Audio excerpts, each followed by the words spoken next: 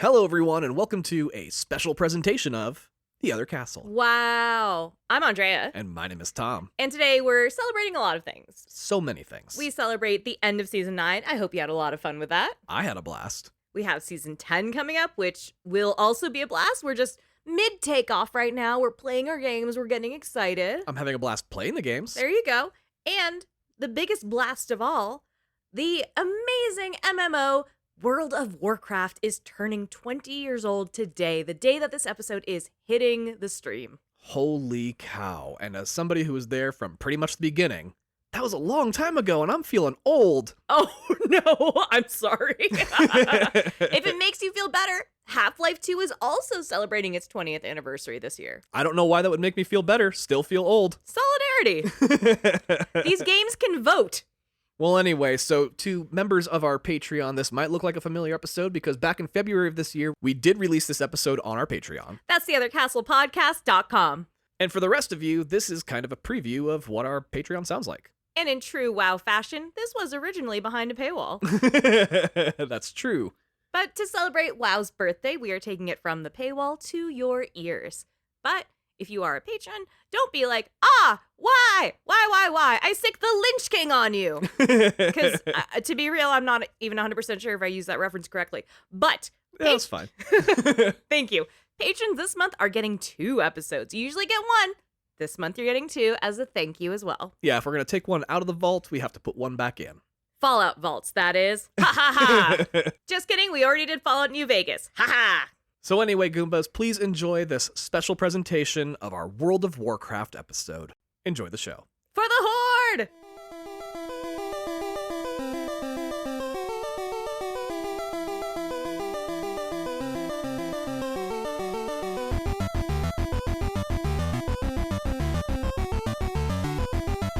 Hello, everyone, and welcome back to The Other Castle Side Quests. Hello! I'm so excited to do this because I genuinely am going to learn so much about this game. Yeah, you know nothing about it. I know nothing. I'm Andrea. And my name is Tom. Hopefully you know that because we are here on Patreon and we are so glad you're here to join us for fucking World of Warcraft. Yeah, World of Warcraft. I'm so excited. I genuinely know nothing about this game, so this is going to be selfishly fun for me.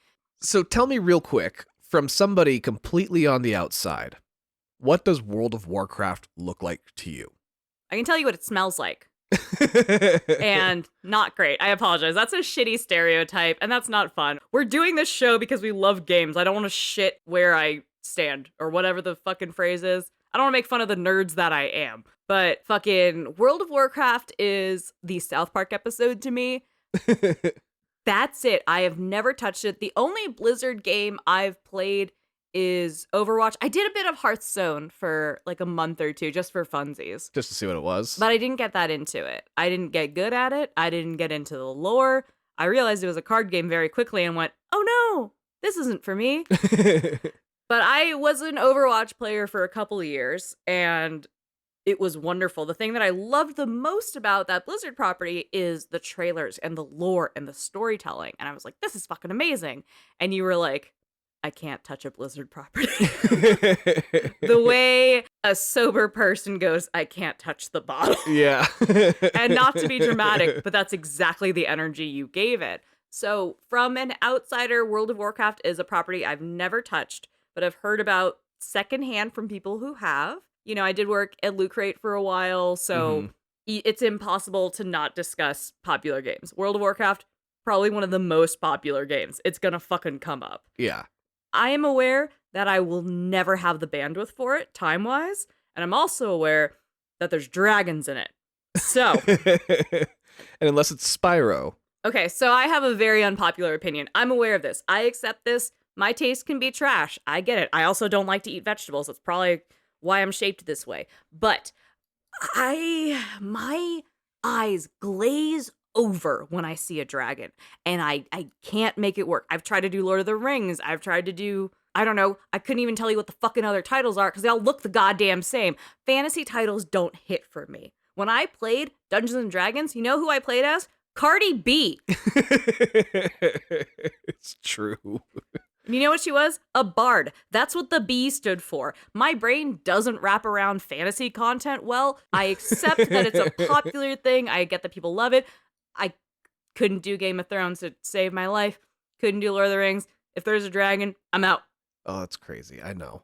But you make a dragon in Pokemon, I'm fucking in, and I'll have a lot of opinions about it. So I appreciate the irony there. Yeah, you know, if I see someone selling loose hams on a stick, if it feels like a run fair, my heart's just not in it. My eyes glaze over. It's not for me. I accept that, but I'm not here to yuck a yum. I am a tourist in your world, so please shepherd me through this because you get to shoot things, right? That I like. I like pew pews. Yeah, you can shoot things if you want to. Okay, that's what's up. I'm in. Well, today you're going to hear all about it from somebody who played it for the first 6 years. 6 years? Yeah, put a lot of time into this game. That's longer than high school. Yeah, right?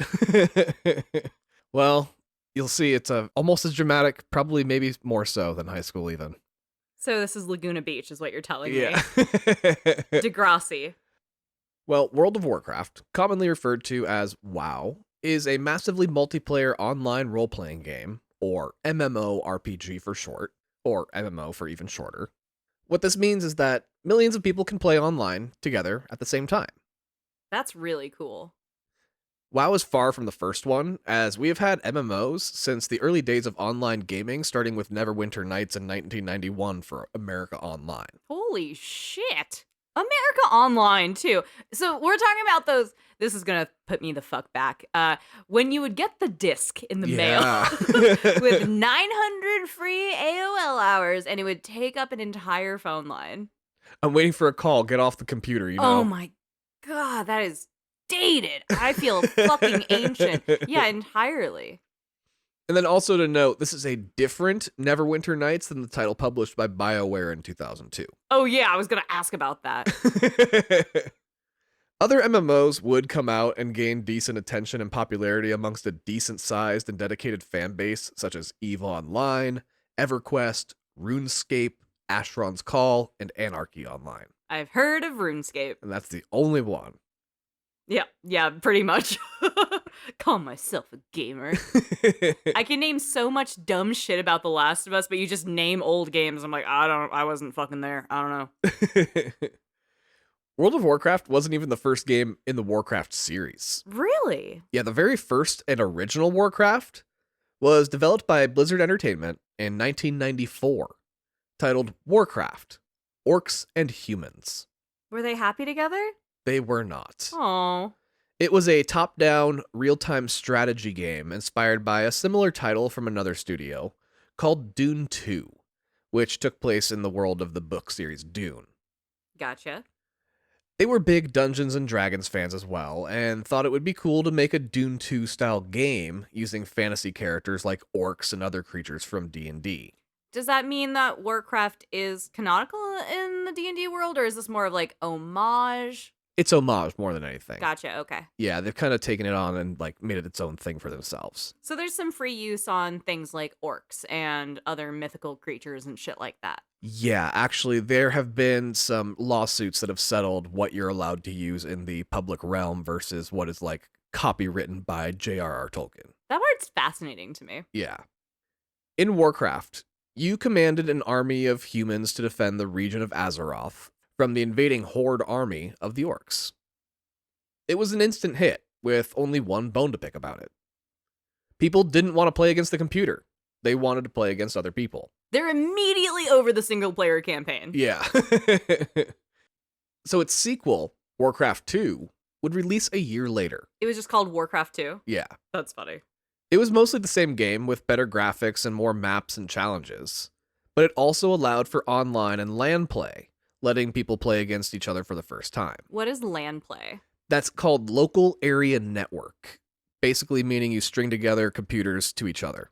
Like the Game Boy Connect cord thing. Yeah, Gotcha. like that. That's the generation I came up in. Yeah, early internet cafes would have them. They'd all be connected to each other, so you could do that too. Current internet cafes have them. We just call them cafes now. Yeah. Or gaming rooms and shit like that. Fucking arcades out here just have esports rooms like that. Which That's is true, fucking yeah. sick. The world of Azeroth grew, and the legends of the orcs invading the humans became a fascinating topic amongst fans of the game.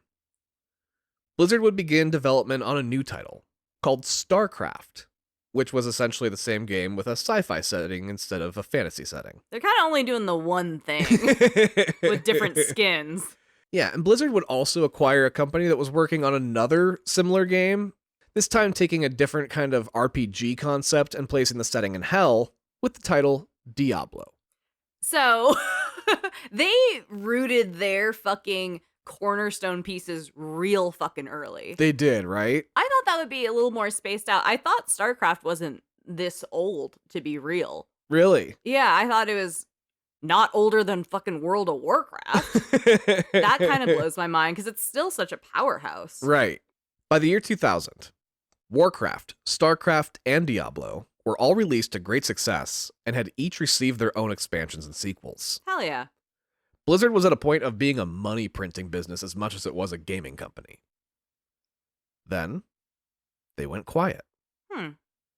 Rumor was, they were working on a project that would dwarf all their previous efforts combined. I appreciate the pun there.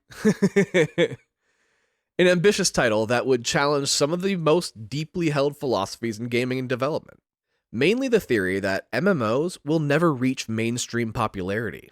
Why was that stigma there? I think it was just because the low turnout of MMOs at the time. Okay, so it just hadn't hit yet. Yeah. Yet. So Blizzard thought that was an outdated and bullshit idea, Hell yeah. and set out to challenge it by focusing on producing a game that could appeal to a wide audience.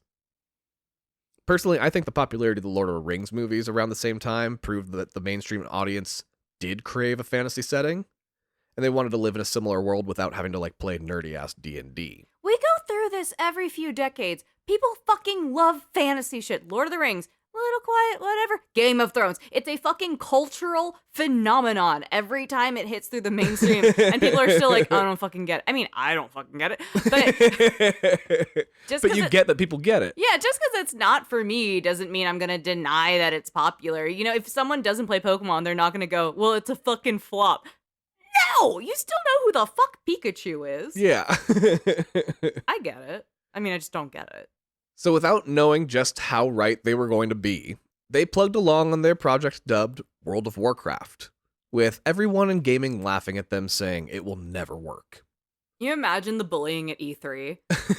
It was constant. Just dorks drinking beer on the company dime going, I'm gonna make an MMO. Silly Blizzard boys. And Blizzard's like, okay, man, calm down. Yeah. You know? Well, they wanted to take this task seriously. And in order to do that, they had to have a little fun themselves first. Of course. The team split up, and they all started playing the MMOs available at the time. Might as well, you know, just to understand what you're going up against. Yeah, the largest of those games was EverQuest, with around 1 million active players. That still feels very healthy for the time. For the time, it was very healthy, yeah. The goal was to play these games and to pay attention to everything about them they enjoyed, but also everything they thought needed improvement. I bet they fell down the rabbit hole of the forums and shit too, of like, what do people hate about this? Yeah, that's exactly what they did. Hell yeah. EverQuest was the largest at the time because it was also the best. Most players of those other MMOs were also playing EverQuest as their main game. Oh, that's still funny. So it's like fully dominating. Yeah. While playing EQ, as it was called, they researched the top players in the world, and it led them to a guild within the game that was known to be the best. So real quick, let's talk about guilds, because they will become important to understand going forward. I love the show The Guild. Okay, the guild, yeah. So you got a little bit of a peripheral understanding of it through that. Yeah, so The Guild was a short-lived series starring Felicia Day and a ragtag group of comedians presenting as a guild who all live in Los Angeles and end up meeting IRL for the first time. Yeah, they had their own little fake version of WoW within their world. It was called The Game, I think. They just called it The Game. It was real low budget, okay? But it's a delight, and you can still find it on YouTube, I think. Oh yeah, and when that dropped, players of WoW, we all watched it. The we of the community that you just dropped was so telling of where this is going. I love that. Well, a guild is simply a group of gamers that have agreed to play together. Smaller guilds could be just a friend group. Mid-sized guilds are usually comprised of people who have played together before and like the experience with those people, and over time they grow and grow. There are also massive guilds that will take in anyone that wants to play, with the hope of making it easier to find people to go adventuring with when you log into the game. Then there are the exclusive guilds. Ooh. This feels like Mean Girls, like going through all the tables, you know? All the clicks. Yeah. These are for the elite gamers only. People who dedicate their lives to the game, and there usually entails a lengthy application and review process, much like a job. If I'm applying to a job and it asks me to write my experience and not just port it over from my resume, I'm out. Maybe this is also part of the barrier to entry. I'm digitally lazy. No, this is like a month-long process for some of these guilds. Holy shit! And once you're in these guilds, there's often rules and regulations about how and what you can and can't do. You know the show Wipeout? Where it's literally just jumping on shit and falling into water, and that's the entire show, and it's a silly, stupid show you throw on and you're like, oh, they fell. I auditioned for that. You know what the process was? I uploaded a photo. I said, yes, I'm over 18. 2 weeks later, I got a call and was in a Burbank casting room dancing and saying like, haha, I'm here. They wanted me for a Freaks and Geeks episode. I'm gonna let you know right now, they wanted me on Team Freak. Even though my heart said Team Geek, I got disqualified because I have tattoos of licensed products that wouldn't be able to be covered for the show. But if it's easier to get on reality TV on a very specific fucking popular show than it is to get into a fucking WoW guild, oh, couldn't be me. See, the fantasy, it's not connecting with how I function as a person. But it's not all guilds are like that. Like I said, they're the ones that will take anybody. Yeah, but why would you want to be in there? Right. You want to be in the exclusive one. Obviously, I want to be the best one. The fuck? Well, there are also rules on how loot is divided when you're in a group, and only one piece of equipment drops from a boss fight. Often, you need to be logging more hours into the game than you do at school or work to be in one of these guilds. This is a commitment. Some of those Blizzard devs that were playing EverQuest managed to make it into one of those exclusive guilds. They infiltrated? Not infiltrated. You can't really fake your way through that. Like, you have to actually be good. I mean, infiltration, the fact that they're spying. They're working for the enemy. That's fucking sick. This is getting juicy, actually. Well, here they met one of the guild leaders, a man named Rob Pardo. Rob actually had a strong interest in making video games as a living. Why wouldn't you? If you're that into video games, you'd be like, I could do this, you know? That's the energy. Yeah, and he was eventually offered a job with Blizzard as an MMO expert, having run one of the most elite guilds and the most popular MMO on the market. That's the fucking dream, right? Literally the dream, right? Niantic, you should call me because I know everything about Pokemon Go. He also said he knew others who have been studying to become programmers, and he asked if he could bring a few along with him, including a guy from a competing guild named Jeff Kaplan. Okay, so I mentioned that I play Overwatch, right? The amount of holidays I have just thrown Jeff Kaplan, Jeff Kaplan by the fireplace is a staple in our home. I don't want to bury the lead, but I'm very excited with where we're going. Yeah, he would later go on to be the creative lead of Overwatch, as Andrea has said. Now Blizzard had a team of MMO experts on staff to help them design the perfect one, using their combined years of knowledge and experience playing these games. Once they had their team, they set to work crafting the game. Something they learned quickly was just how expensive this endeavor was going to become. MMOs don't just require graphics and gameplay. They require servers and infrastructure that will allow for changes and patches to be made across the board. Investors were not loving the amount of money being spent on a game that would have, at most, 1 million players if it were to match EverQuest's numbers.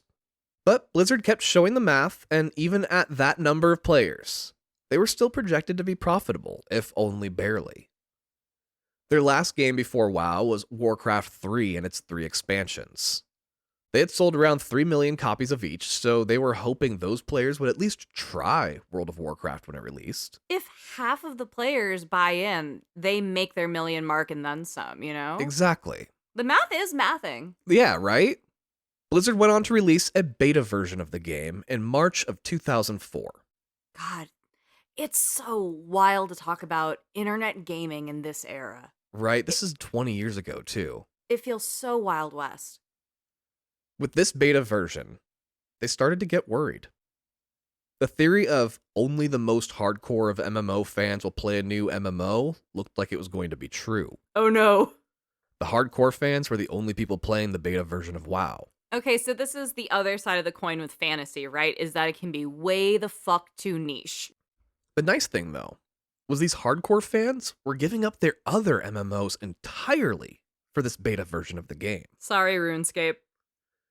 Quickly, servers for games like EverQuest and Asheron's Call were being deserted for this new game that hadn't even released yet. They hung that call up, honey. They were ready to be wowed.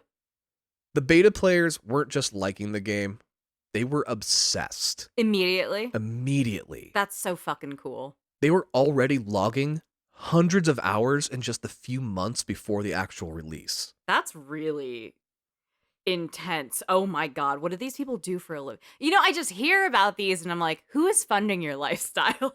Well, a very close friend of mine, we'll call him Devin, being one of those beta players, he was an Asheron's Call fan who would make real-world money by leveling up OP as fuck characters and selling them to others who just wanted to pay to win. Wow. It's so funny that that's become an entire industry. Right? Like, they're still doing it when Pogo, to bring them back to the one game I understand, was popping off. People were starting accounts, getting really rare Pokemon, leveling up, and then selling them to people, like, online, which felt insane to me. I've had my same account since day one, and I'm like, why wouldn't you get attached to them? They're your little friends. You catch your little friends, and then you get to hang out with your little friends. Don't sell your little friends. You and I play video games very similarly. We get emotionally attached. Yeah. I'm sentimental. Well, Devin, a person for who, as long as I've known him, has always had a shady side hustle of one kind or another, loved WoW so much, he gave up that very lucrative scam and did not continue doing it in WoW. Really? Because he just wanted to play his own character that much. Oh, he quit his bad side hustle. That's sweet, kind of. Devin even went on to land in one of those exclusive guilds we talked about earlier, Okay, Devin. as he would craft his work schedule around his WoW time. Holy shit. Okay.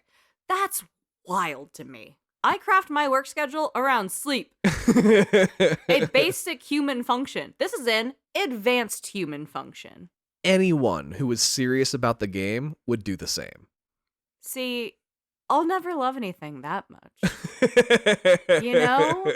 I'm not that passionate. Right?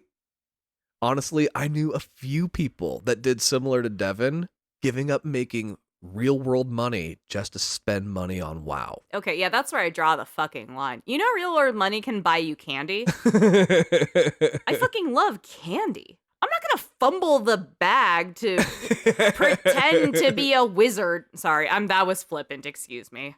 Because the biggest difference from World of Warcraft from pretty much every other game on the market is that it is not a single purchased $60 product. It also requires a monthly subscription fee of $15 on top of the purchase price. For 2004, that could be a good lunch, you know? Yeah, I think it's the perfect number to charge per month if you're going to have to do it every month, because it's not an insane amount of money. Yeah. It's still under $20. Right. On November 23rd, 2004, World of Warcraft officially released to the public. Its opening cinematic quickly made its way to YouTube because even that was blowing people's minds. Okay, so I watched this with you right before we did this just to get a sense of it, and I immediately turned to you and went, I don't know what the fuck I just saw. But the graphics are to today's standards. There are fur and hair pieces that look fucking like Pixar quality. It is a beautiful trailer. It is an incredible flex of what they've created. The artistry is insane. Could not tell you a goddamn thing about what the game was, though. Yeah, Pixar quality is a great thing to say because that is exactly what people were saying about it at the time. Now, was this on their own engine or were they using like Unreal or Unity or something? Blizzard has its own in-house engine. Very cool. I mean, the care and the craft that goes into creating your own engine almost always pays off. And this is absolutely a beautiful example of if you give a shit enough, you'll build it yourself. They gave a shit enough. They built something fucking beautiful, especially for 2004. They made that shit on those see-through Macs with the fucking orange and shit. You know what I mean? The IMAX? Yeah, the ones that fucking Elle Woods brought with her to Harvard and Legally Blonde. That's what they built this incredible piece of art on. That's so good. They were wearing Jinko jeans. Oh, God. That's where they store all the genius Right. in those wide-ass leg pants. Yeah, the animation and the opening cinematic were great, showcasing the races and classes that are featured in the game, Oh, that's what those were. and introducing the conflict between the Horde and the Alliance. More that there was conflict. Yeah. Not necessarily why they're upset with each other, just that they do not like each other. Yeah, that's the whole rest of the game. Oh, that's just the whole thing is no one's happy? Yeah. Got it. So these are the two factions featured in the lore of Warcraft since the first game. Players would begin their adventure in Azeroth, the name of the actual world of Warcraft. That's the planet then. Yeah, Got it. by choosing their team basically, the Horde or the Alliance. Each would feature races exclusive to that faction. For example, the Alliance had humans, night elves, dwarves, and gnomes. The Horde had orcs, tauren, which are minotaurs basically, Oh, sick. trolls, and the undead Forsaken. I'd argue there's trolls on both sides. Basically, it's humanoids versus creatures. Cool. And which one were you? I was a Horde character.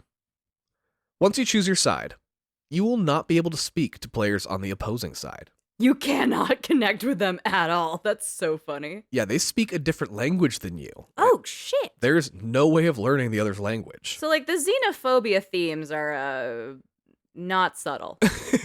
Right? Not to be a downer, but it's very blatant what they're doing. People did figure out some of the language over the time, though. Oh, God, can people speak the languages? Not really speak the language, but like an Alliance player would get their buddy who plays Horde to come talk to them so they could see what it looks like on the other end. Okay, so it's not a Klingon situation where people can just rattle shit off. No, but for example, it was quickly discovered that when an Alliance member saw a Horde member say KEK, it really meant LOL. Huh. Later updates would add some communication and grouping options, though. During the beta, you chose your side, but you weren't limited in your communication. It was just a fun choose your team mechanic, but it didn't keep you from talking to or grouping with people from the other side. Interesting. However, there was a sect of people at Blizzard who thought that dividing the two and keeping them separate would be a groundbreaking and cool mechanic. You know, the Offspring just dropped that song. You gotta keep them separated. They probably did, yeah. We were in our feels. I'm sure they used it in the presentation. Yeah. But it would create genuine rivalries. Red versus blue, Sharks versus Jets, Republicans versus Democrats, Itchy versus Scratchy. People love a rivalry and love choosing sides because it means they get to hate the other side without having to really back it up with a reason. This is why sports is a billion-dollar fucking industry. Exactly. But people like Jeff Kaplan argued that dividing a fan base at the start of the game was the wrong decision to make. That's why none of your decisions matter in Overwatch. Yeah, exactly. With an ambitious project like WoW, you can't risk one side becoming overloaded with players because then people on the other team would spend the whole time getting dominated. And how embarrassing would that be? Yeah. Plus, in the last game, Warcraft 3, the Horde and Alliance settled their differences and were united in the end. Oh no, so they were like, canonically, they're fine. Yeah, they're friends now. There's a treaty. We had our Unity Festival. They tied their bandanas together and did the picture of the Bloods and the Crips from the fucking 90s LA riots. I mean, we're coming off of that. We're within a decade of that happening and seeing that unity across gang life. I'm going to make this about the Bloods and the Crips now. Well, why would you want to mess with that, really? Yeah. But the people wanting to split them were adamant it was the right direction to take because WoW takes place a few hundred years after the events of Warcraft 3 anyway. Oh, and with time, all treaties fall apart. Yeah, plenty Got of it. conflict would have occurred over the years and the split would have returned. They really went to the boardroom and said, Jeff, come on. There is no way they're still cool. And he's like, I believe in friendship. And they went, that's not real. The orcs are, though. And they're going to fucking kill everyone. Well, Blizzard itself divided into Team Alliance, people wanting to keep the world united, and Team Horde, people wanting the division. I would give so much to be at that company barbecue. When they are Team Horde and Team Alliance doing their fucking potato sack race. You know their fucking company picnic was fucking amazing that year. Well, the picnic never had to happen. Oh. Because the Team Horde pointed out how much fun it was just splitting the company into the two teams. They just said, this is fun, let's go. But yeah, it wasn't decided officially until about 2 weeks before the release. Stop. They're about to ship, and they're like, Still fuck debating it, yeah. Oh, that stresses me out so much. In the end, Team Horde was proven correct. The division was one of the most fun aspects of the game, with people choosing their side and inherently hating the other simply for being the other team. The other team. After choosing your side and race, you got to choose your class. Both sides could choose from mage, priest, warlock, warrior, hunter, druid, or rogue. So these are a lot of D&D classes. Yeah. Horde had an exclusive class called shaman, and Alliance had one as well called paladin. Each combination of race and class has its own starting zone. The world of Azeroth is split into 2 large continents. Kalimdor in the west, and the Eastern Kingdoms in the, east. Yeah. Each continent has complete ecosystems, environments, cultures, everything you expect from an inhabited world. Each continent is also split into different zones, mainly for grinding purposes. Some are PvP zones where opposing players can kill you, while others are PvE zones where battling other players isn't allowed. Finally, there's faction-controlled zones. If the Horde has an extremely strong presence there, the Alliance are open targets, but the Alliance cannot target a Horde player unless they're attacked first. If you're still on the grind to maximum level, you better hope you don't catch yourself in a PvP zone where maxed out players on the other side are nearby. Because you don't even get to see what level they are, it just displays a skull, since you'll be fucked for sure. That's so gnarly. Most of the Horde starting zones are in Kalimdor, and most for the Alliance are in the Eastern Kingdoms. So the Horde is Tupac and the Alliance is Biggie. Yeah. East and West. Yeah. And they are red and blue, too. So we got Death Row and Bad Boy, baby. It's important to your early adventures as you begin with a simple quest that snowballs from there and will ultimately lead you to one of 2 capitals in Azeroth. The Horde's Orgrimmar, and the Alliance's Stormwind City. They each have a few other big cities, but those are the 2 main hubs initially. From these capital cities, you can join others in adventures, go off on your own, learn new skills, auction off weapons and armor you've collected, all sorts of fun stuff. Different sections of the continents were designed for different levels of play. As you level up, you move on to these sections of the world and eventually you will see all of it as you quest about. These are all activities you can do solo or with a small group. However, there are certain parts of the game you can't do alone, and must have a group in order to complete. Well, it's dangerous to go alone. One of those group activities is PvE dungeon crawling, simply called instances. That's such a weak-ass thing to call dungeon crawling. I understand this is a staple of the gaming world. That's weak as fuck. Instances? Yeah. That's the best they could fucking do? Yeah, an instance is a standalone zone where you and your group are the only people in that part of the world. Other people playing, even on the same server, will not be able to enter that dungeon or instance unless they're in your group. They're built out to be challenging, but doable for players of certain levels, and often require specific combinations of classes in order to complete them. Typically, you'll need a tank, a healer, and some DPS, capping out at 5 or 10 players in a group, depending on the dungeon. Then there are raids. Raids are much larger and far more difficult instances, and they require upwards of 40 maxed out players to complete. As an introvert, that is a fucking nightmare. It is entirely a nightmare. This is so intimidating. This is also why I can't get into fantasy. I hate talking to other people, and it's so community-based. It was very common for the entire party to wipe and have to give up on their raids, which could take several hours to complete. Real-world hours. Real-world hours. What the fuck? This is why people like Devin would alter their work schedules, as getting 40 people you trust together and get them all to cooperate is damn near impossible. Absolutely. Holy shit. You start to understand why some of these guilds had an application process. They wanted to make sure you were as serious as they were. They can't be downing your commitment to Sparkle Nation.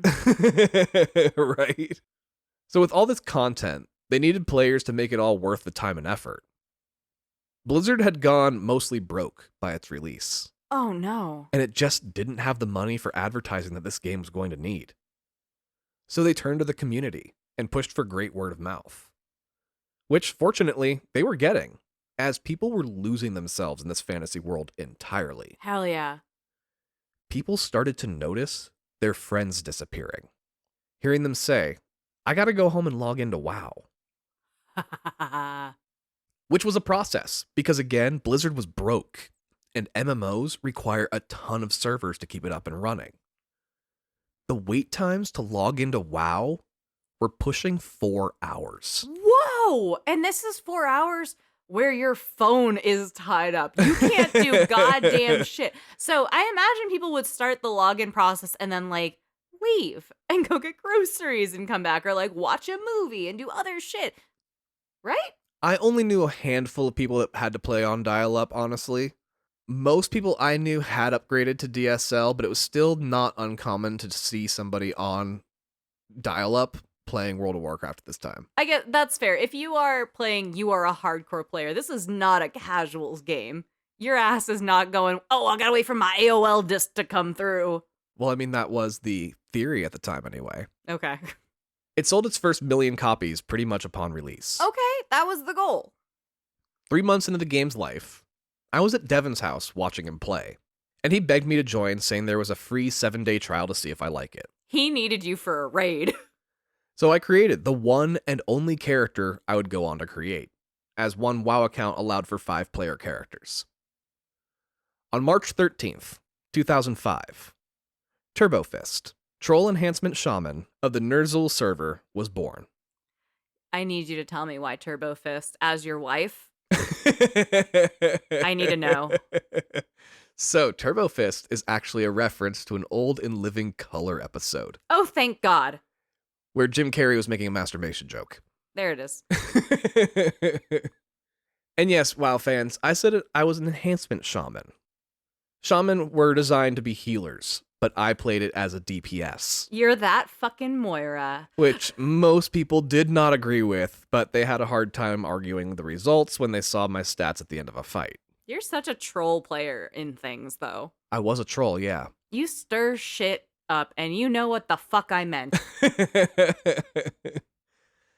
Addicting would be an understatement when it came to WoW. Over the course of my time playing, I would make new friends, lose old ones, see relationships begin and end. Oh. I would witness marriages, real-life death threats. I will never care about anything so much to threaten someone's life. People lost their homes, What the fuck? their livelihood, Oh. and even their sanity. I'm losing my sanity hearing that this has happened to people you know. So choose your side. Get your best Chuck Norris joke ready. Why? What? And join me, Goombas, as we dance our way through the first 6 years of the largest and most successful MMORPG in history. This is World of Warcraft.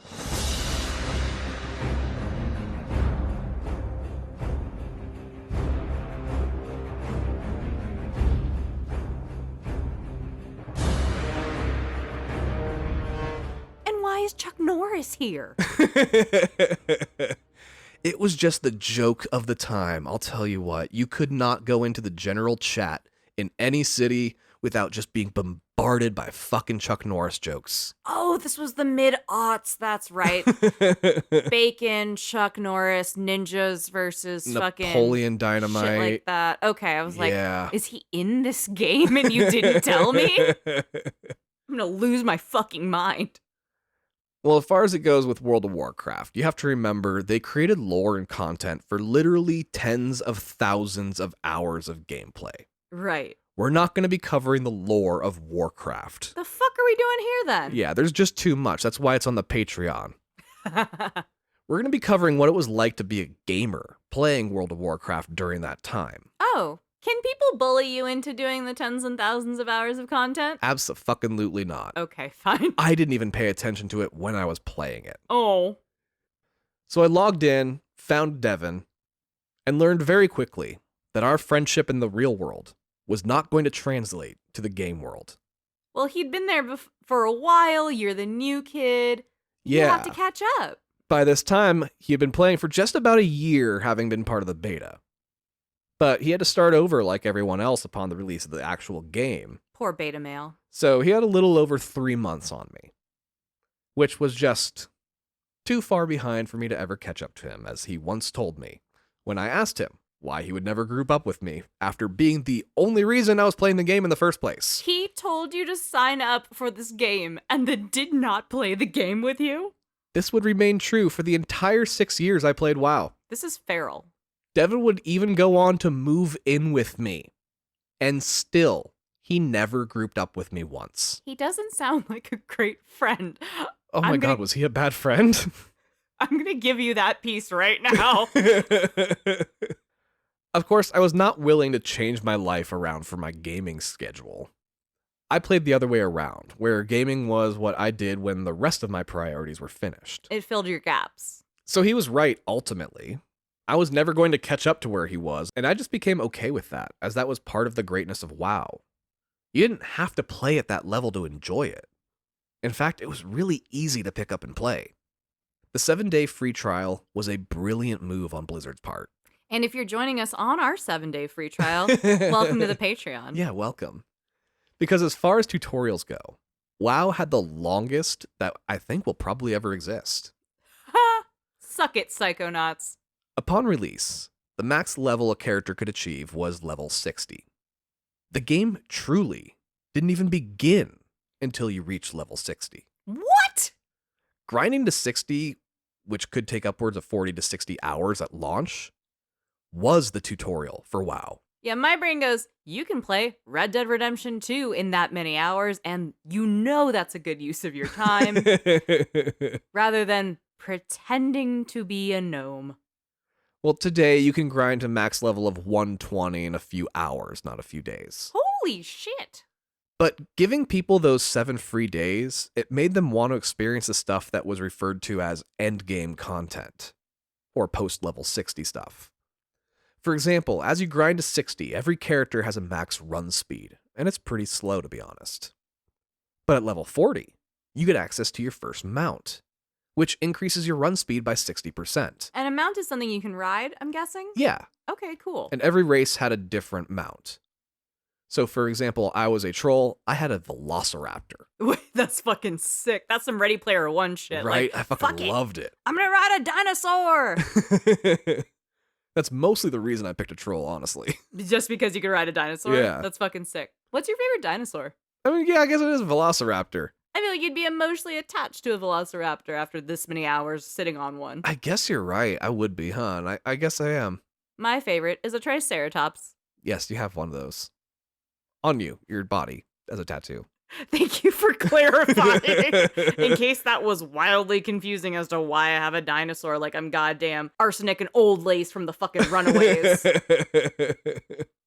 Well, at level 60, you can purchase an epic mount, and it increases your speed by 100%. Did you have an epic velociraptor? I did, and it was black. It was great. Hell yeah.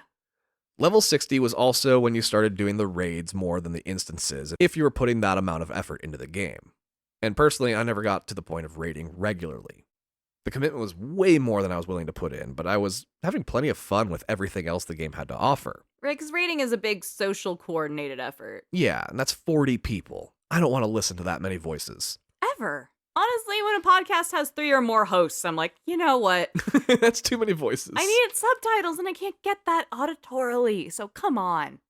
Well, I was especially having fun after June 2005, when they introduced the first PvP battlegrounds, Warsong Gulch, which is a capture the flag style mode, and Alterac Valley, an epic 40v40 Alliance versus Horde PvPvE bloodbath that would have rounds lasting well over 24 hours. Whoa. With people coming and going through the entirety of the battle. Holy shit. It was unfucking real.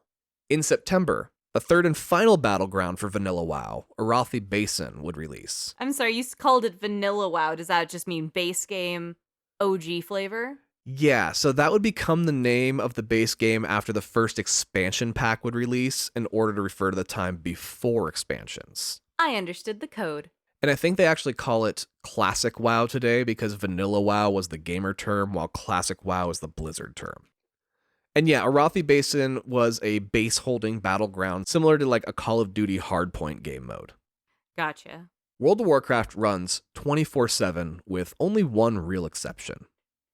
Every Tuesday night is a server refresh that starts in the late night, early AM hours at, I believe, 2 a.m., somewhere around that time. That's probably local time, or is it Irvine, California Blizzard HQ time? They have a server time. Gotcha. Every server has its own, like, main time. It's like that would suck if you're in a region where you're like, that's like 6:30 p.m. I get home from work, I have a snack, I'm sitting down ready to go, and fuck me, it's Tuesday. Yeah, no, it's based on the server that you're on. Gotcha.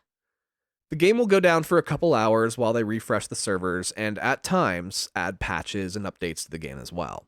I kind of appreciate that it's on a regular schedule so people can plan around that. Right.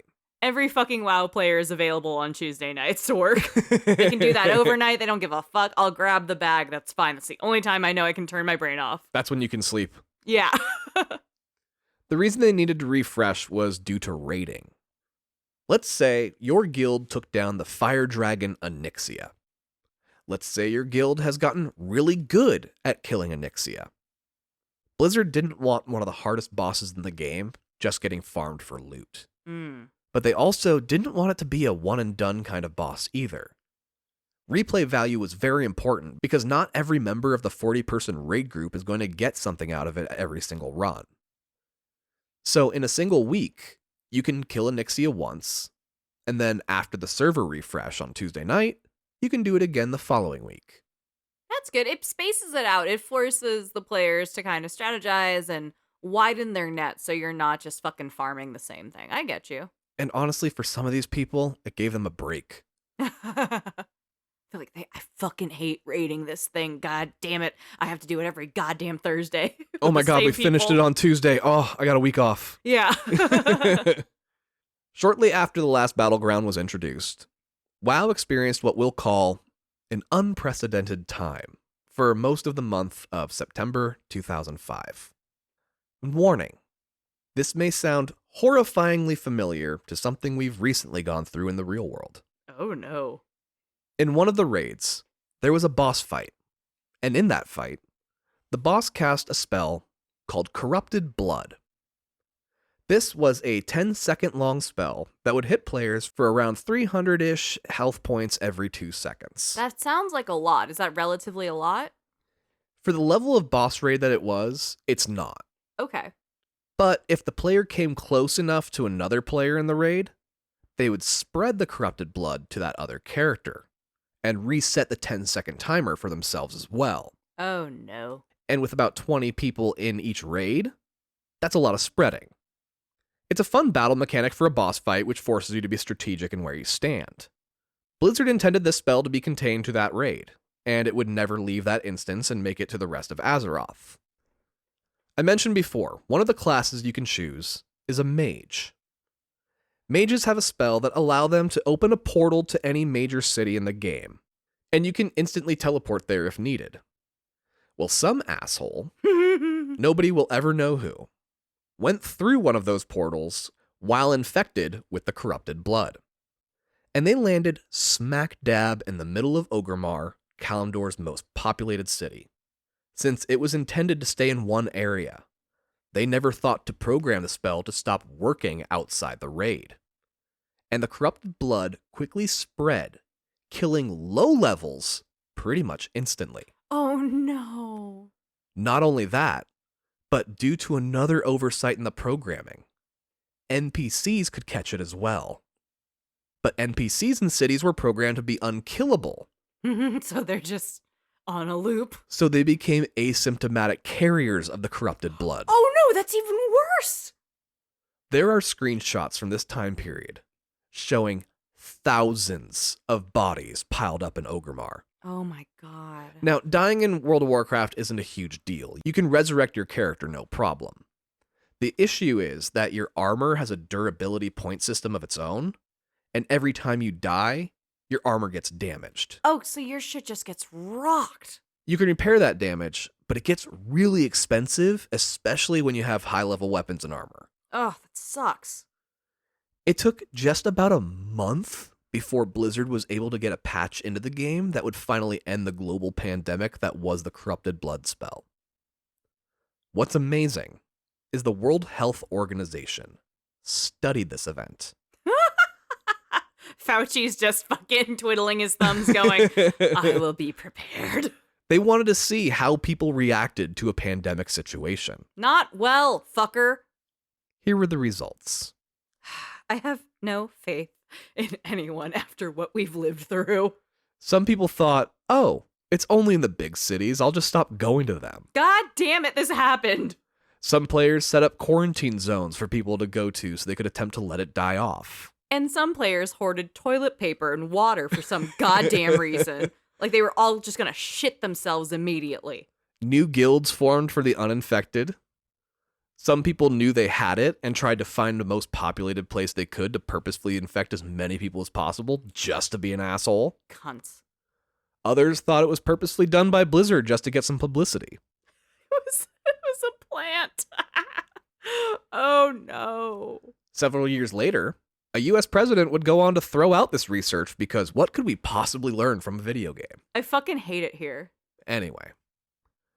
While the size, scale, and graphics of the game were some of the best in the business, there were still parts of the map that were largely empty. It was really hard filling out an entire world with shit to do. But 4 million active players coughing up $15 a month certainly helped Blizzard pull itself out of financial trouble. Hell yeah. And it allowed for them to start expanding on the game. And they started filling in some of the empty areas. Jeff Kaplan gets a fireplace put into his office. We're on a roll. One such area was called Ahn'Qiraj. It's an Egyptian-inspired zone, and on January 23rd, 2006, there was an update to WoW announcing the call of the Scarab. A mysterious and ancient castle had risen up from the sandy desert, but the gates were locked. This triggered a global event where Horde and Alliance were in a race against each other to collect and gather specific resources all over Azeroth. It was a call to arms because once the gates open, the desert would become overwhelmed with giant bug-like creatures. Whichever faction collected the required amount of supplies first would get their banner hung over the gates after they open. Oh, that's sick. This was server specific, so each server had their own full-on blowout war over these resources that needed to be collected. There were websites set up showing the amount of supplies collected for each side. People got really fucking into it. That is fucking cool. Since it was server specific, some did it faster than others, with the fastest being about 2 weeks. Wow. And the zone truly would not open until the members of that server did their part. When it did open, the battle was a 10-hour epic fucking war. 10 hours. And in the end, players were left with a fun new zone with a couple new raids and instances to explore and really cool insect mounts to eventually find if you were lucky on a boss drop. I have quit games that were entire campaigns under 10 hours. You know, what the fuck? I'm impatient though. I got my bachelor's degree in 3 years because I didn't want to be in college for 4. I could never do See, fantasy is such a fucking commitment. It really is. And honestly, if you missed it, you missed it. That was it. Wow. There's no other way to experience it. Holy shit. By this time, I had found a guild I really enjoyed. Not so much an audition one, but one where they had to like you first before you could join it. Most of my IRL friends were playing as well, not just Devin, and they would team up with me as well as members of my guild. Well, Devin wasn't going to hang out with you. No. I do not remember the name of my guild though, so please don't ask. The only guild name I remember was called Rang Rang Lao, as they were a Korean gold farming guild. That's kind of cool. They would just grind nonstop 24/7 to farm gold. Then they'd sell the in-game currency to other players via very shady websites. I admittedly bought gold a few times, and I was always scared I was going to get ripped off. That's fair. It was completely against the rules of WoW as well, but they did a terrible job of enforcing it, and I never heard of anyone getting in trouble for it. Did you ever get ripped off? No, I never got ripped off either. That's impressive. Okay, community. But yeah, on my server anyway, if someone from Rang Rang Lao was in your group for an instance, they were very likely going to steal the best item from the final boss, which was often a problem until Blizzard introduced measures to prevent theft like that. Okay, so they were a little shifty about things and snatching shit up to flip and stuff. Yeah, there was a big problem with theft for a long time. They really kind of did not handle that fast enough. But you know that entire guild grew up to be ticket bots that would buy shit up and like they're the reason Taylor Swift's shit is taking Ticketmaster to court. Yeah, right? This is the same fucking energy. Well, in our guild, we met plenty of people from all over the world and we played with them regularly. Some were longtime friends and some were short-term friends. Eventually, Blizzard had the money to open more servers, and they started offering people from overloaded ones free transfers to less populated ones, so the login wait times would go down to pretty much instant. That's great. The couple times that happened, you or they would transfer, and you'd never see them again. But like I said, these guilds became really important to people. The friendships they developed pouring so many hours into this game became very real. We all collectively started to realize that you truly could have real faithful friends that you've never actually met in person. If you remember the MTV show True Life, which was a fabulous short form documentary series where they would follow people with unique lifestyles every week. They did one that was called True Life, I'm Marrying a Stranger or something to that effect. And one of the couples were people that met on WoW and were getting whole ass married. One was a Canadian, one was an American. So it was an international affair. Oh, wow. And during the wedding, they had screenshots playing, projected on the walls as they were wearing white dresses and tuxes, getting married after meeting for the first time IRL. It was magical. I did not understand it. That scares me. Well, I attended an in-game WoW wedding even. You did? Yep. Two people who met in-game, fell in love, and married each other. Okay, please be specific. Was this their characters fell in love? Like they were role-playing that they loved each other? Or were these people in a genuine relationship emotionally? Oh no, this was a real wedding. Real people getting married. After paying for a wedding, I understand the cost value of that. Saved money on the reception. We spent thousands of dollars on fucking renting chairs, borrowing places to sit. Thousands of dollars. I'm not mad about that. It was a great wedding. I don't know what you're complaining about. It was a fucking sick-ass wedding, but it was expensive. A WoW wedding? A lot cheaper on the overhead, I'm gonna tell you what. $15 a month, that's the only line item? Fuck yeah. I mean, honestly, even I hooked up with a guildmate once that I'd never met prior to that. Ooh! You got your Bork in the York? I'm so sorry! Bork in the York, fuck you. So was your interview process secretly just like a casting couch situation? Like, was it a black leather couch in a white room? I think he's mad at me, y'all. Some of my IRL friends made online friends of their own as well. And one of those friends even moved from Utah to California to live with a couple of them. That's a commitment. Very big commitment. Their house became a dedicated WoW den, with all their computers in the living room, creating a huge battle station where they could all communicate without needing headphones. Holy shit. It was such a dude house, too, as they were all aggressively straight, beefy beef boys. Oh, I know it smelled crazy in there. Well, everyone except for the guy from Utah. He hadn't revealed his bisexuality to this group of guys prior to living with them. You know, the early aughts were not a great time for bisexuals in general, No. especially assigned male at birth bisexuals. That is not a fun path to walk. Well, he also neglected to reveal the crush he had on one of them either. Now, I'm not defending my IRL friends here, because honestly, I haven't seen any of these guys in years now. But we as a generation grew up using some pretty terrible language that was very disparaging of many groups of people. Many of these being slurs against the LGBTQ community. These guys use these words pretty regularly.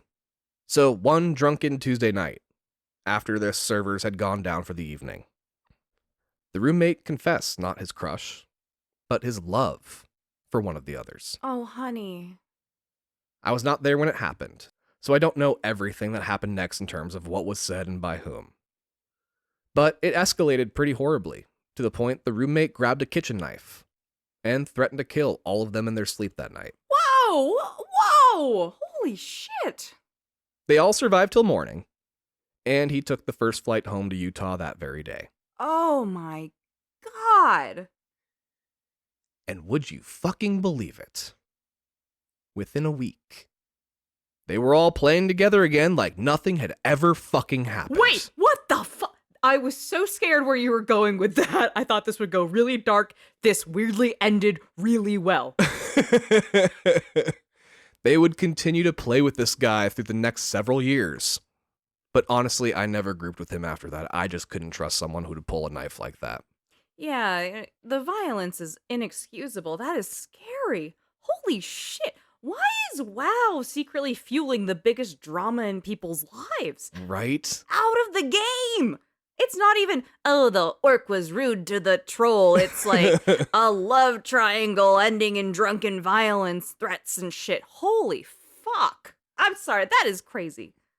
Well, on a much lighter note, Yeah, I need that. there were also the memes that would come out of WoW, as people would use the game to create machinima movies or record hilarious moments while they were playing. This is such a hard right turn from fucking roommates threatening physical harm. We have to after that. So back to the Chuck Norris of it all. Yeah. But I think the most classic of the memes is Leroy Jenkins. Okay, that's one I'm aware of. Right, that crossed over into the lexicon.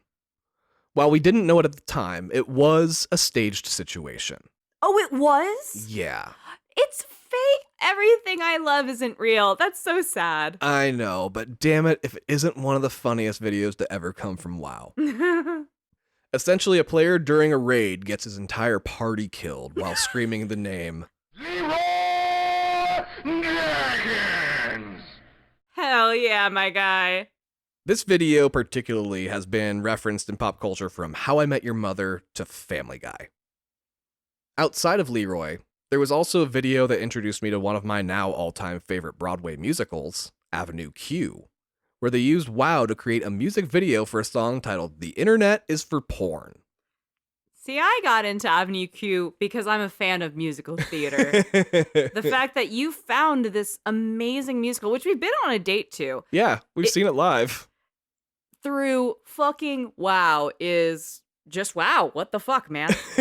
That's what introduced it to me. For what it's worth, I would like to say if you can find a production of Avenue Q in a smaller theater, if you can go full black box theater in an intimate setting where you can see the puppets really perform, I think that's best. I wouldn't want to see it in a really big theater. No. My parents have seen it on Broadway and have been very bratty about it. Weh. But we saw it at the Cupcake Theater in Los Angeles, which is probably 10 by 20. It's a tiny fucking place, but it was absolutely wonderful. I do like that show a lot. And perhaps it's because I'm a aimless English major, which makes sense if you've seen the musical. What do you do with a BA in English anyway? Sell weed. I sell weed now professionally. Well, another favorite of mine is actually a little dark, but it's still one of the funniest things I've ever seen. A player died in the real world, Oh my god, I hate how you're starting this fucking meme. and her friends decided to hold an in-game funeral for this person. They went on the WoW forums and announced the time and location of the funeral, as it would be held at the person's favorite fishing spot. Oh, every game has fishing. Her dad was set to log into her character and have her standing at her spot, and people could come up and pay their respects. That's sweet. Get like their last screenshot or share a memory. That's very kind. I like that. Why is this the opening to a meme? What the fuck? Oh, now I'm sad. Oh no. I'm scared. About 100 people from both the Horde and Alliance showed up for the funeral, That's a lot. as it was being held in a PvP zone where both factions could coexist in one location. Well, one guild, called Serenity Now, thought an online funeral was a stupid idea. Not very serene of them. More like serene in a couple years when you've matured. And the video cuts back and forth between people paying their respects to this dead person and this guild riding toward the funeral. Oh no. Funeral music is played during the funeral scenes, and a song called Where Eagles Dare by the Misfits, which has the lyrics, I ain't no goddamn son of a bitch. I fucking love the Misfits. It's a great song. And it plays during the shots of the guild mounted up and approaching the funeral. When they get to the funeral, they join the procession in line with the others, while an invisible rogue makes its way to the front of the line. The song I'm the Scat Man starts playing as the rogue makes his opening attack, and the guild kills literally every fucking person at this funeral. It's so fucked. Oh my god. It is an absolute massacre, and to this day, I can watch that video and absolutely guffaw laughing. And I think they did this in Mythic Quest. Yes. You know, it's funny you say that because they also, Mythic Quest pulled that, and it also did have a virus go viral through their servers as well. So clearly they're really just mining the meme world of WoW for in-game drama, which is, I mean, Mythic Quest is a show about the development team who creates an MMO game very similar to WoW. It's going to be like, oh, it's not WoW, it's fucking WoW. Get it. It's fine.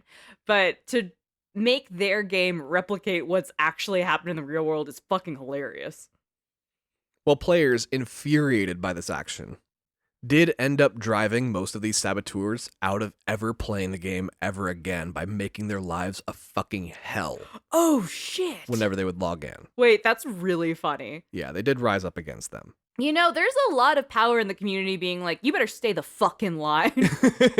Right. I'm thinking about how Ned Luke, who's the voice of Michael DeSanta in GTA 5, was playing Red Dead Online. Yeah. And someone kept fucking spawn camping him and killing him and killing him and killing him. So he put out a Twitter hit and saying, Michael DeSanta says, get this user on Red Dead Online. And the guy had to DM him being, please make them stop.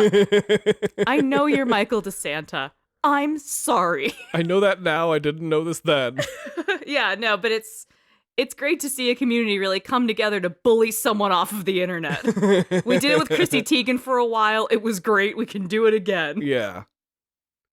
Well, I think the biggest boost WoW would get during the vanilla era was on October 4th, 2006, when the TV series South Park aired an episode titled Make Love, Not Warcraft. I didn't realize that was so close to the OG WoW days. I thought that was a little bit later, but obviously I don't understand the timeline. I mean, famously, 6 days to air, South Park is known for moving very quickly and hopping on trends, but kind of to accept this entire subculture as a concept is so fucking cool. And it brings it even further, to your point, into like the pop culture zeitgeist and lexicon of this is important content. This is what's happening in the world. Fucking deal with it. Yeah, this episode featured the game very heavily, even using the actual game itself to create the majority of the episode. That's so fucking cool. Anyone who listens to our show regularly should know by now I'm a massive Trey Parker and Matt Stone fan. We've eaten a Casa Bonita, y'all. And they have always been very loud and proud gamers. Absolutely. So to see them make an episode not necessarily making fun of World of Warcraft, but highlighting it was something special. Absolutely. And as someone who didn't know what Warcraft was and was concerned they made half this shit up, it still fucking hit. It's fucking amazing. Yeah, it still to this day gets listed in the top 10 best of South Park lists all the time. Oh, yeah. Truly classic episode. By this time in World of Warcraft, they were hovering around 7 million active players. And this is just a couple years in. Yeah. Good for them. And they were growing constantly. Are they keeping the pricing at $15 throughout so far? So far. Good. To today.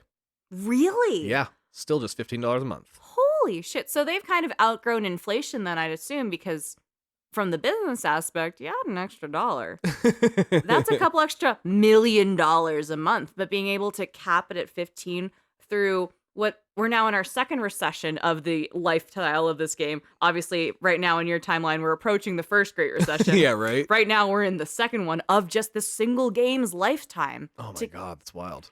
Right? To keep it at $15, that's absolutely incredible. So it was about 2.5 years in, and people were starting to get bored with the content despite how much there was. Mm-hmm. On January 16th, 2007, their first expansion was released called The Burning Crusade. This $40 expansion introduced a whole new continent, all new raids and instances, a new battleground, flying mounts. It increased the level cap to 70, Whoa. and even included new races and classes. And this was a one-time $40 purchase? This was a one-time $40 purchase, but you still pay the $15 a month. Okay, so you just pay that to unlock access to this world. Very cool. Would you do it just for the fucking flying mounts? Because that sounds fucking sick. Yeah, they were fucking sick. Did your Velociraptor fly? No, it's not a Velociraptor, but yeah, you could get shit like a Hippogriff. That's fucking cool. This expansion was so big and so epic, and even included a new main hub where Horde and Alliance were both welcome, but still had their language barriers. This also introduced concepts like daily quests, where people could complete the same quest every day, and over time make a fuckload of money and earn lots of cool weapons and armor. Oh, sick. It was just pure growth after this, and around every turn, there was more new content. People who didn't want to buy the expansion didn't have to, as the content it introduced required taking a portal to get to it. So if you didn't have the expansion, you just couldn't access the portal. That feels fair. But all the other upgrades, like graphical and any balance changes they made to classes, would still be included with vanilla. So you're still benefiting from every time they work on the game. That's wonderful. Yeah, because you're still paying that $15 a month. Yeah. Another thing that set WoW apart was the allowance of modifications to the game. People could create mods that would allow for all sorts of incredible things, like marking your map with quest tips, calculating your damage per second or how well you're healing. The graphical overlays were immeasurable, and people were coming out with new ones all the time.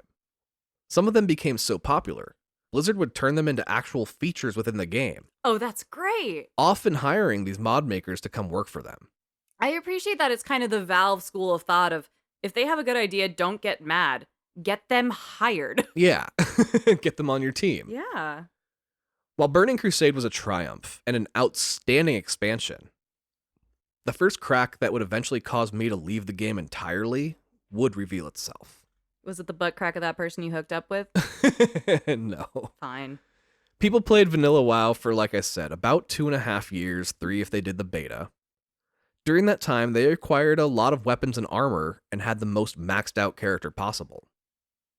But then the expansion comes along, and it's all completely worthless with the new level cap of 70. This sword is so last season. Yet, somehow, even though now we're all on the same day of starting this new expansion, I was still too far behind for Devin to ever want to group up with me. I want to kick Devin in the shins. The expansion also tightened up some of the lore and kept the storyline a bit more focused.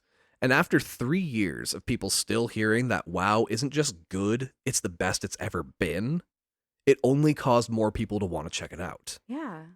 Sometime in 2007, they crossed the 9 million player mark. Holy shit. While Burning Crusade was a huge expansion for WoW, it wasn't anywhere near the size of vanilla WoW, as it was just the one continent, and it was about 2/3 the size of either Kalimdor or Eastern Kingdoms. With this many players, it ran out of content much quicker than vanilla had, so they continued to add more and put more through patches as they prepared the next expansion. Every Tuesday, everyone's just rubbing their palms together like, what you got for me? Yeah. Just under 2 years after Burning Crusade, they released the masterpiece, Wrath of the Lich King, on November 13th, 2008. Again, there would be a level cap increase, this time to 80, a new continent, a new hero class, which they intended to be like this super elite class that was a tank and a DPS all in one. Oh shit. But they realized how stupid that idea was, and pretty quickly the Death Knight became just another class in the game. You realize how stupidly OP this will be, right? Yeah, why wouldn't everybody just make one? And then everyone is one, and then it's not fucking special. Yeah. Wrath also allowed for innovations to the game nobody had even imagined was possible yet. For example, there was a zone early in the quest chain, and through the course of it, you would engage in a battle that would literally destroy an entire section of the map. Oh, shit. Players who hadn't completed the quest yet saw an intact location, and those who had completed it saw a completely different location. And this was a one-time only quest. Wow. No server resets, nothing. It was a one-and-done experience, and it was as incredible as it was unexpected. I understand getting the dopamine of the you had to be there of it all. That's so cool. Yeah. This quest chain also introduced the players to the expansion's big bad, the Lich King, a popular character from the early Warcraft games. It also simplified the games in many ways, creating difficulty levels for some instances as raids, giving people who couldn't dedicate their lives to the game an opportunity to experience all the content they had created. Hell yeah. It was a little sad, though. Parts of Vanilla WoW were desolate. It was designed to take you to level 60, but these new zones had level 80 content that Vanilla WoW simply didn't. But it really made leveling up from 1 much easier, as there was nobody there to get in your way. It's a lonely road, but it's easy. Plus, Blizzard increased the XP rewards for the earlier sections of the game to help make leveling to endgame content easier and faster. I love that they keep adjusting the grind to be easier and easier so you can just catch up and play. Yeah. But all that armor and experience you had gained from the previous expansion was once again useless. Right. Just this time, it didn't take nearly as long to collect as the expansions were coming faster and faster. For me, by this point, I was mostly pure PvP. I hated the politics of trying to get groups together and the internal fighting of guilds that had started to become the norm. I had killed the Lich King a couple times, and PvP had become mostly the same people every day, as you would end up getting grouped with people of similar skill levels. Blizzard did their best to fix these issues by utilizing the gallons of cash they were now swimming in thanks to their 10 million active players. Ooh.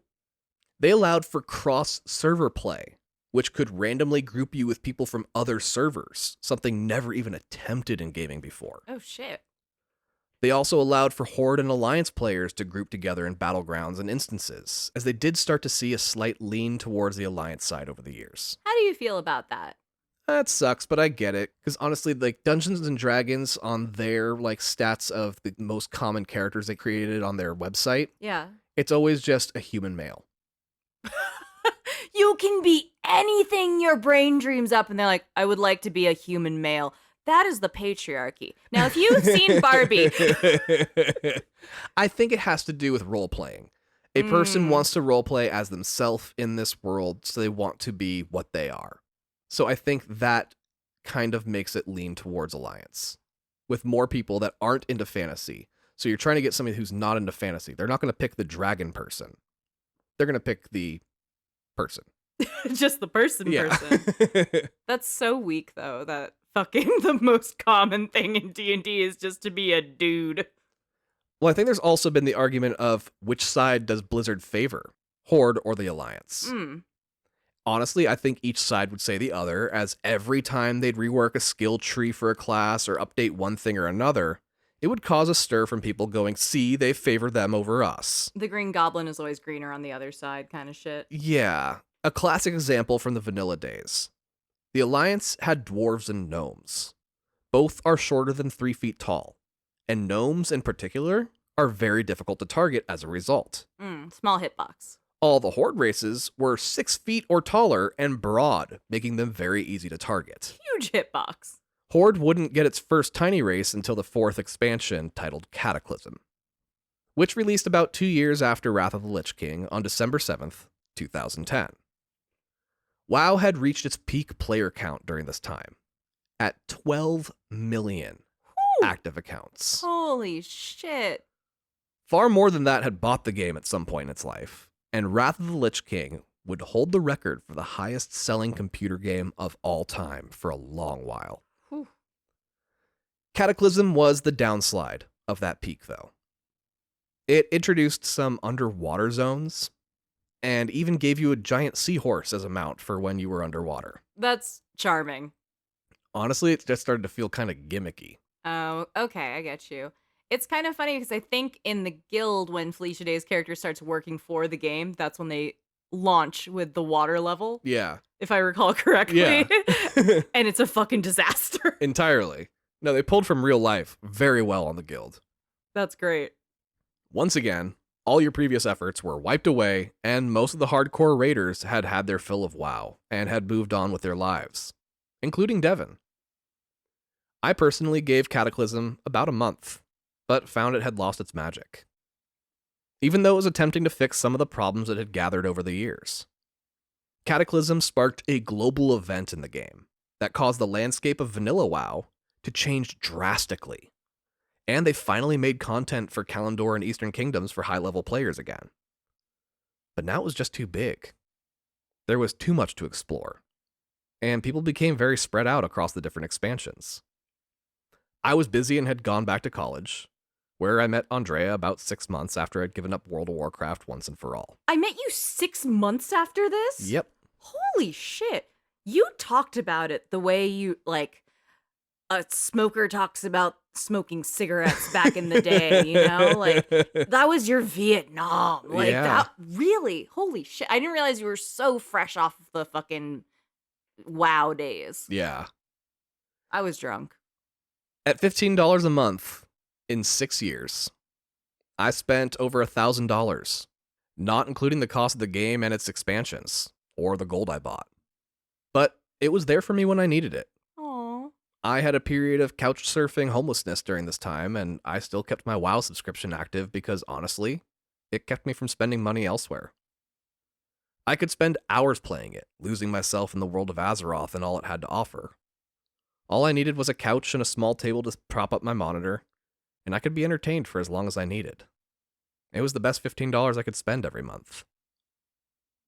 After World of Warcraft, I swore off Blizzard games forever. You said, I cannot go back. They are just too damn addicting, and I don't ever want to see myself or anyone else go through that experience ever again. Someone got a knife pulled on them.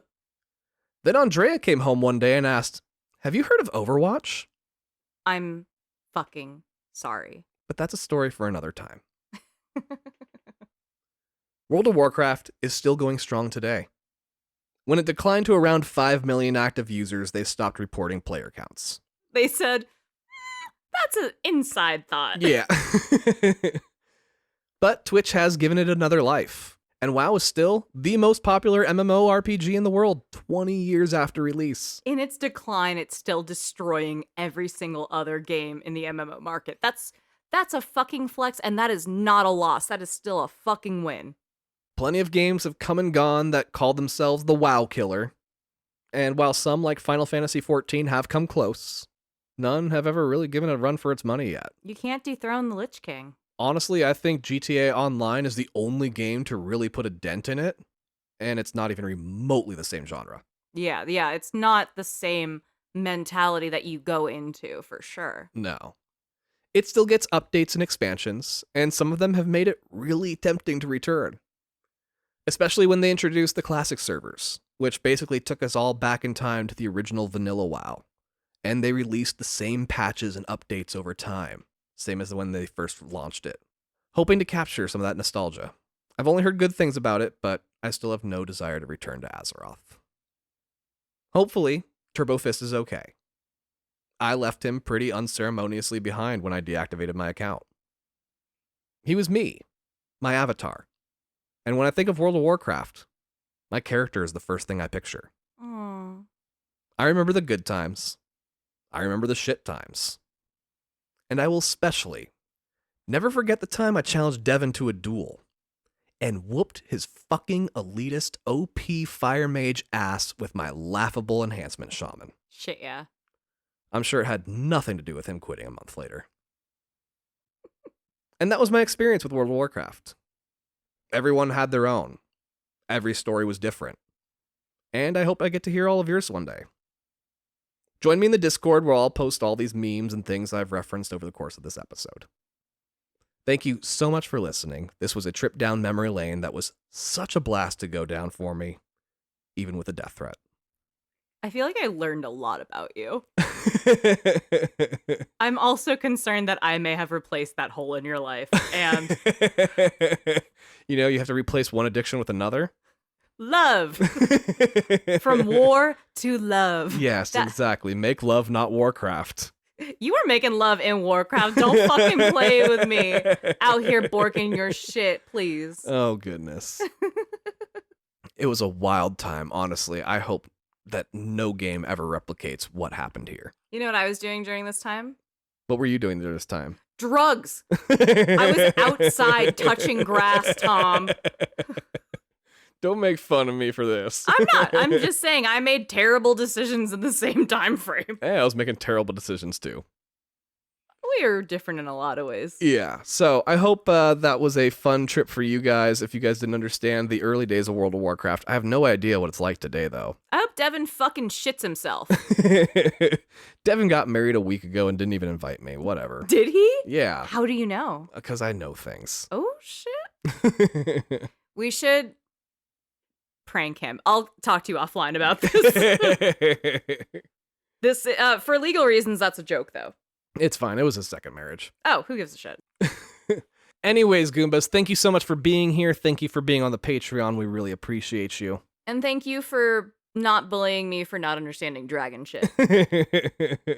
But thank you all very much for hanging out with us. This was great. And if you want to do anything to support our show, please wish ill on Devin. Yes, please do. A curse on his marriage. His new marriage. Jesus, no. I mean, a little. All right, Goombas. Well, this is Tom and Andrea reminding you. For the Horde! And don't skip the cutscenes. Bye.